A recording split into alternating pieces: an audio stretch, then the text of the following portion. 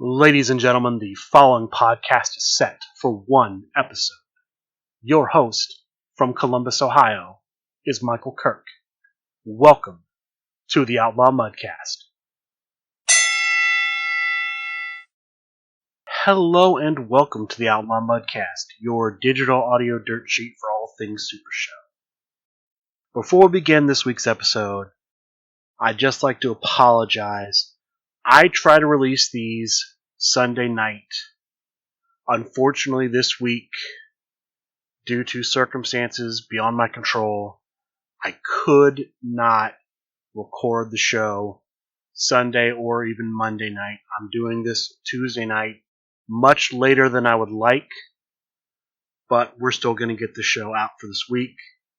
Again, I just want to let all of my listeners know I'm very sorry, and I will do what I can going forward to make sure the show comes out on time. That being said, the top story from this past week, and I'm going to go ahead and cover from last Sunday to tonight as I'm recording this. It's going to be the Faction Wars draft, which took place Thursday night, 7:30, August 12th. 19 teams drafted over 8 rounds, 6 singles competitor, each competitor having a different printed 10 skill, a tornado tag team, and a trio. The draft pretty much went off without a hitch. There weren't too many difficulties. A couple teams did have some penalties, miss a pick or just picked incorrectly, picked somebody who was ineligible. As of right now, I have not seen anything about how that's going to be resolved, because as the draft ended, 2 teams went out a competitor short. That will have to be resolved, presumably by the general manager at some point, but as of right now, he has not made that clear how it's going to happen. John Clace will have to issue a ruling. Look for that on the next episode of Talk of the Universe tomorrow night as I record this. The other big story out of this week, August 14th, Pixel Palace Pandemonium Part Deux happened. The main part of the events at Pixel Palace was the Create a Competitor tournament. There were 34 players in the tournament, no buys. There were 6 Swiss rounds, 30-minute time limit per round. I don't believe anyone went over to where any drastic measures had to be taken. So all of that went off without a hitch, and then there was a cut to a top 8. The top 8 were, in no particular order, Kirk Polka with Scarlet Graves, Mac McPeak with Yiva Lionheart, The Big Guy with Rhino, Jeff McPeak with Pretty Boy Snow, Nick Masters with Jay White, Scott Meister with the Devil's Advocate Dan Williams, Keith Overby with the Frequent Flyer, and Dangerous Dylan Bias with Johnny Gargano. The top 4 were Dylan Bias, Keith Overby, Nick Masters, and Kirk Polka, and the finalists in a main event match. The only stipulation throughout the tournament, all other matches in the tournament were standard singles matches. Kirk Polka squared off against Nick Masters, and the winner, I believe winning his 3rd CAC tournament overall, Kirk Polka. Kirk Polka will be able to make another competitor in Super Show the game. There are quite a number of other matches that took place during Pixel Palace Pandemonium Part Deux. I'm going to go through those in no particular order. I'm going to start with the Deep South Birdcage Championship match. Going into this match, Hold the Line Harry was the Deep South champion with Mila Mai. His opponents in the Birdcage were the 5 players from the Deep South region that did the best in the CAC tournament, the main tournament. I'm going to give you the list of the players in entrance order. I believe the players had to either play themselves if they are in the game, or they had to play the competitor they used in the main Create a Competitor tournament. The first two competitors in the birdcage were Steel Wool playing as Okada and Master Micah playing as El Phantasmo.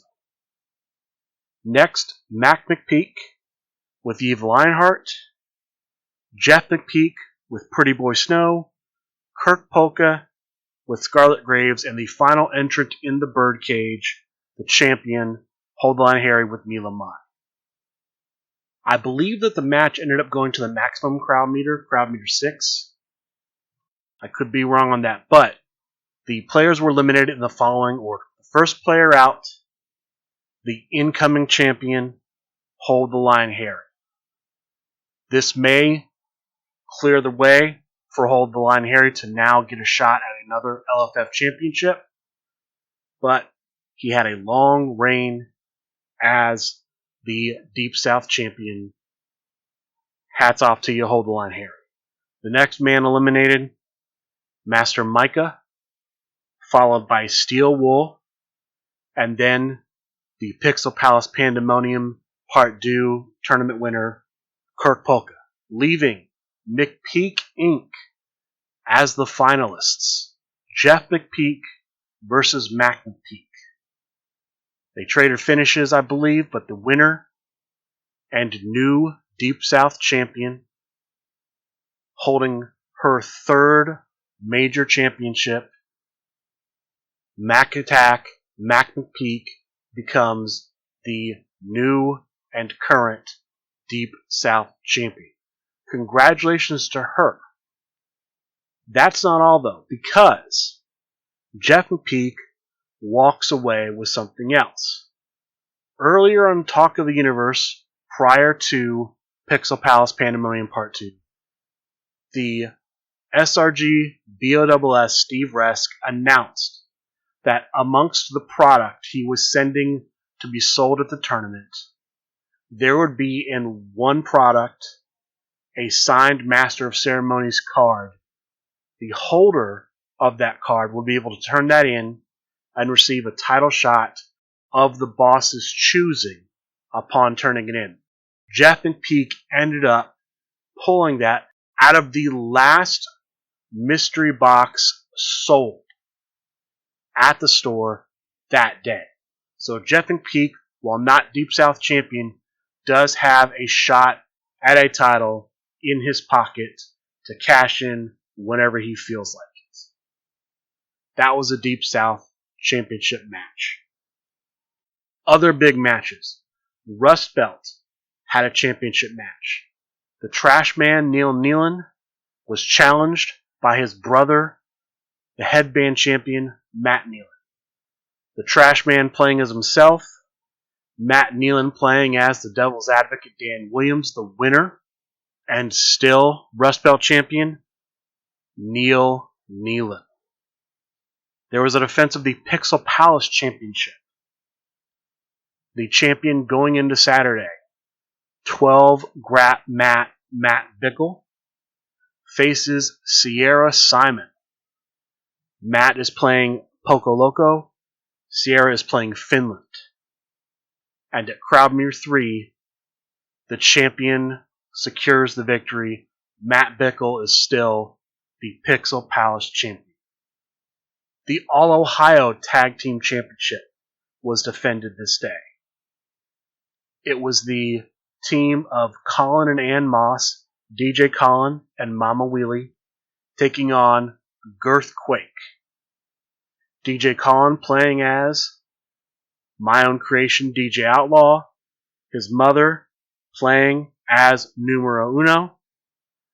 As for the members of Girthquake, Nick Masters was playing Kenta. Justin Stein was playing Fox Assassin. At Crowd Meter 1, the All-Ohio Tag Team Championship remains with the Mosses. They successfully defend. They're still the All-Ohio Tag Team Champions. The Deep Six Championship, formerly known as the Six Stop Challenge Championship, was on the line. Ken Fouché, the champion with King Hyena, faced Tyler Nye, who was coming in to this match as Tyler Chaos, promising that it would be the last match he plays as Tyler Chaos.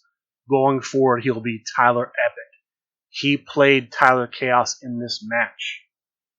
The winner at Crowd Meter 2 and still Deep Six champion is Ken Fouché. Congratulations to him. 2 more featured matches on this day. The first, a match to be the next contender for the Underworld Championship.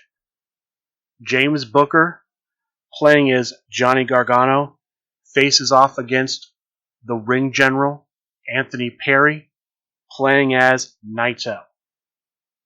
I did not get a lot of details on this match, but the winner and next contender, who will face Loudmouth Leo, I believe, at some point in the future for the Underworld Championship, the cannoli, the Ring General, Anthony Perry.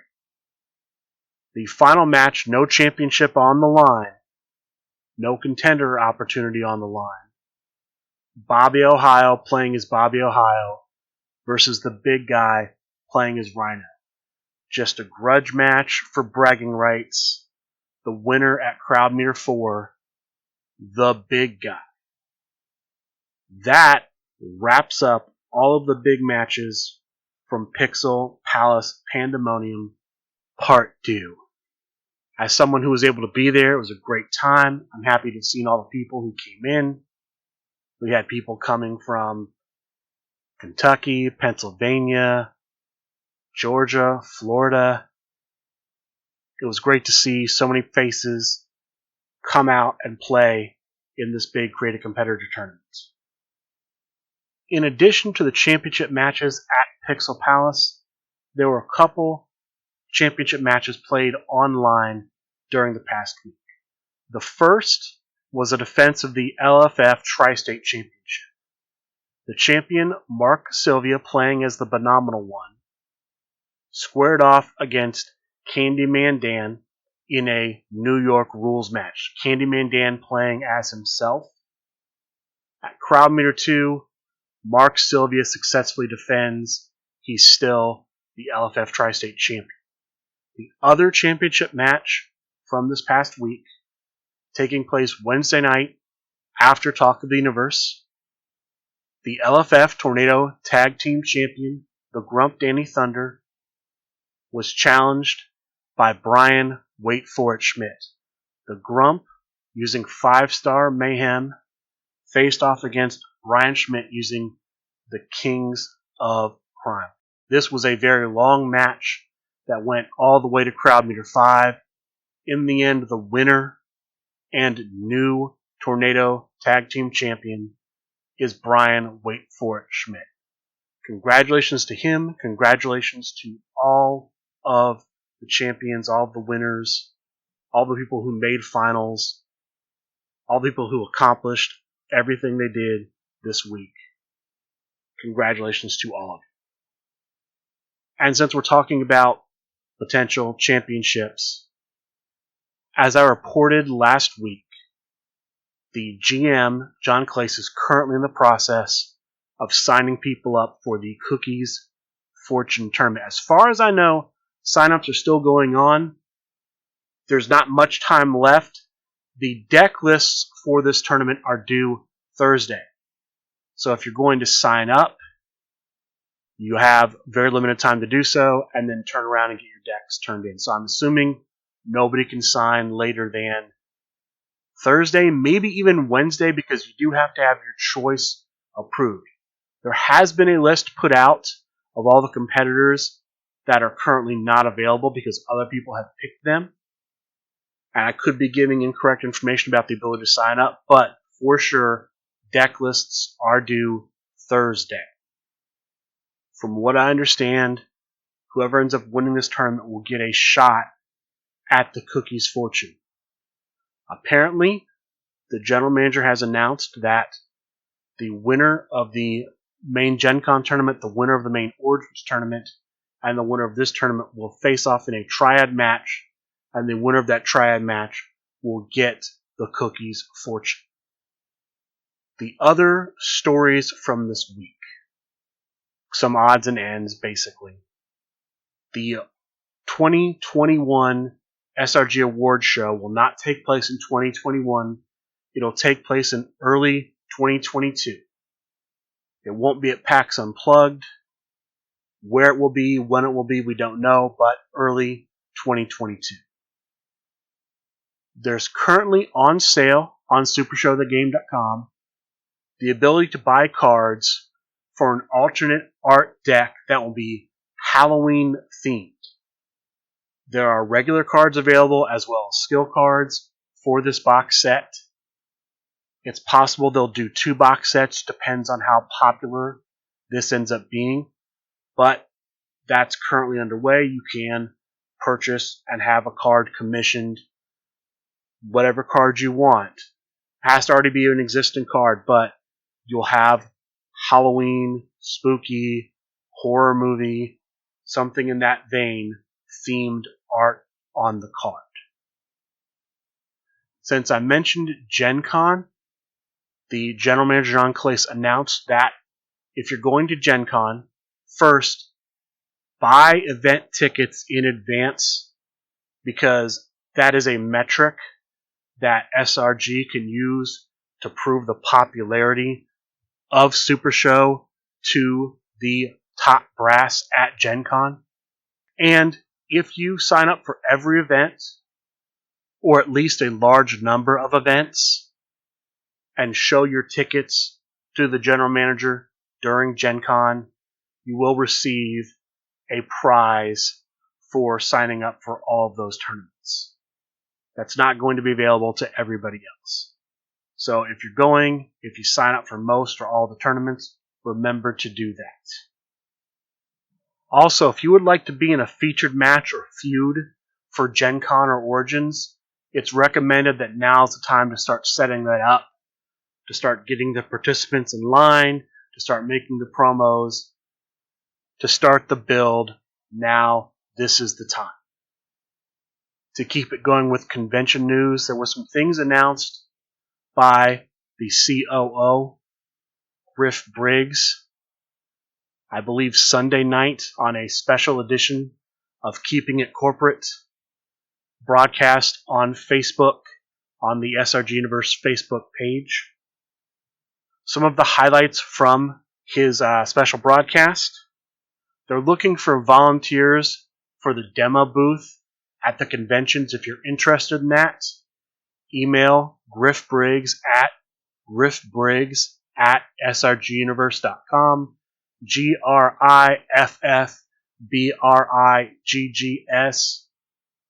@srguniverse.com.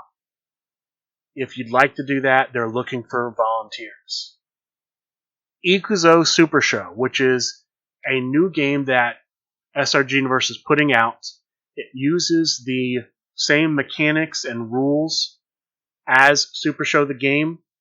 It's compatible with Super Show the Game, but where Super Show the Game is wrestling based, professional wrestling based, this is a fantasy, magic, tech, anime inspired based universe. Completely different type of game, but they are cross compatible. That's coming out at Gen Con. He also announced that at Origins, the Effie Competitor Set will be released.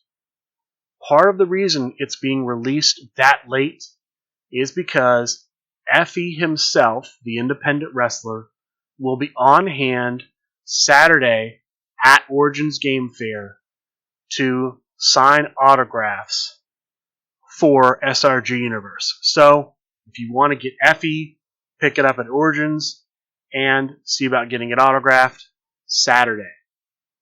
The last 2 bits of news I have about conventions are they're looking into Connecticon, which I believe is a Connecticut-based convention, and I'm not sure if they're looking into PAX Unplugged. They might be. We'll just have to see, but be on the watch for announcements about those. The final thing that Mr. Briggs revealed during his broadcast was independent wrestler, Ring of Honor wrestler, Danhausen has been signed. He will be coming to the game. Apparently, the art is ready, and it may be revealed on the next episode of Talk of the Universe. That's going to be tomorrow as I record this, August 18th. That is going to be all the news I have outside of past tournaments from this last week. Let's go ahead and go through those. We'll start Monday night. There was no Sunday night pop-up, as far as I'm aware. If there was, I apologize. Monday night, August 9th, the Dread Pirate Tech Support hosts Proving Ground. This Proving Ground was a tag team Proving Ground. Like all the Proving Grounds, first 2 hours, bullet rounds, cut to a top 4. The top 4 in this tournament ended up being, in 4th place, Thick Fury. Swaggy D as Naito, and Eddie Fury as Jay White. 3rd place, not quite full-blooded Italians, Ken Fouché as Polly the Pigeon Pacone, and Anthony Perry as the Cannoli. 2nd place, New Wheeled Order, Bob Dunn as Jay White, and Jeff McPeak as the Mark Jeff Bravo. And the winner of the Monday Night Proving Ground, the Mid-Atlantic Express. Jeremy Steigerwald as the Director of Operations, Dave Marisak, and Andrew Meckie as Big Jim Bias. That was Monday night, the 9th. There was not going to be a Proving Ground on the 16th. That was replaced. I'll get to that as I go through.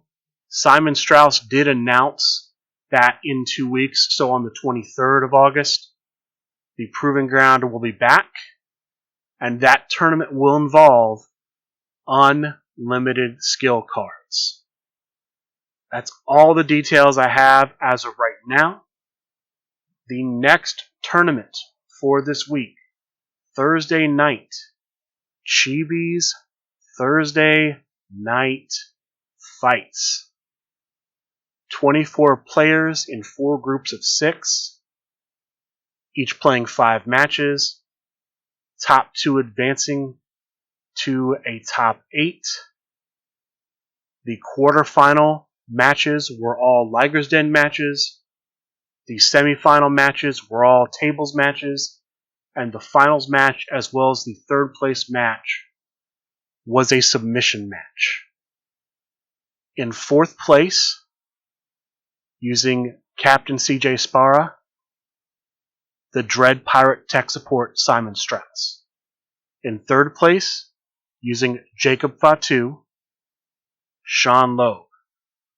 The finalists were the Harm City Hitman Andrew Meckie, using Big Jim Bias, and Candyman Dan using the Oracle. The winner of Chibi's Thursday Night Fights, Candyman Dan. Congratulations to him. Saturday night, the same day as Pixel Palace Pandemonium Part 2, there was a pop-up event. I don't have a lot of information about the pop-up event, but I can give you the top 4. The top 4 in this event were, in 4th place, using the magnificent Mr. Ray, Dustin Garman. In 3rd place, using Jay White, Kenpo Kenny. In 2nd place, playing as Chibi's creator Paul Trejo, and the winner, playing as Shane Hurricane Helms, Ant West. Congratulations to Mr. West on his first tournament win. Monday night, yesterday as I record this, the last online tournament. This is Chibi's Monday Night Fights. Group stage to a top cut, cutting to a top 8. As far as I know, there were no stipulations. The top 4 in the tournament were, in 4th place, playing as DJ Outlaw, Jokerfish. In third place, playing as El Scorpio, the Mad Custodian. The finalists were Big Red, playing as the Rising Sun, and the Grump Danny Thunder, playing as Kenpo Kenny. The winner, the Grump Danny Thunder. The Grump continuing to rack up win after win in these online tournaments. Congratulations to him. Congratulations to all of the winners. Those are all the tournaments from this past week. Coming up for next week, Super Show August Rush, August 21st. That is a Saturday at Highlander Games in Boonton, New Jersey. It's going to be a payoff pack draft. There's also going to be a potential contenders tournament for the LFF Tri-State Tag Team Championship. Look for that there. All the information on this tournament is on the SRG Super Show discussion group on Facebook, listed under the events section. As far as other Super Show tournaments go, as I'm recording this, on supershowthegame.com, there is one tournament listed for August 19th, Chibi's Thursday Night Fights. It's a 24-player tournament, 7:30 p.m. Eastern start time. It will be group stage to a top cut. The stipulations are listed as follows: main event finals, semifinal Ring of Fire, quarterfinal steel cage, and then if there's a round of 16 needed, no DQ, crowd meter starts at 1. That's currently on sale on supershowthegame.com for a $5 entrance fee. The other tournament still listed is that Cookie's Fortune Triad tournament, where you play in the tournament, and then if you win, you get a shot in the Triad match to potentially win the Cookie's Fortune. Again, the deadline for the deck list is August 19th, Thursday night. The group stages will begin August 20th, that's Friday. You'll have till August 31st to complete the group stage. Once the group stage is completed, the top cut announcements will be made. But sign-ups are still available on the website for that as of right now, if you want to get into that tournament. Outside of that, just a couple of odds and ends. I'm still planning on doing a show on the Create a Competitor tournaments. I will be posting some things coming up, hopefully over the next few days. We'll see. But I'm still looking to do a panel show on that. Also, I did a panel show on the Faction Wars 2 draft when that happened. I don't know if that was last year. It feels like it was last year. But for the last Faction Wars draft. Is there any interest in having me do a panel show on this year's draft? If there is, please reach out and let me know. I'm thinking about it. I don't know if I'm going to do it or not do it. I would appreciate any feedback. Reach out to me on Facebook Messenger or outlawmudcast@gmail.com. With that, that's going to do it for this week's episode. Again, I apologize for it being late. I'd like to thank all of you for listening, and good day.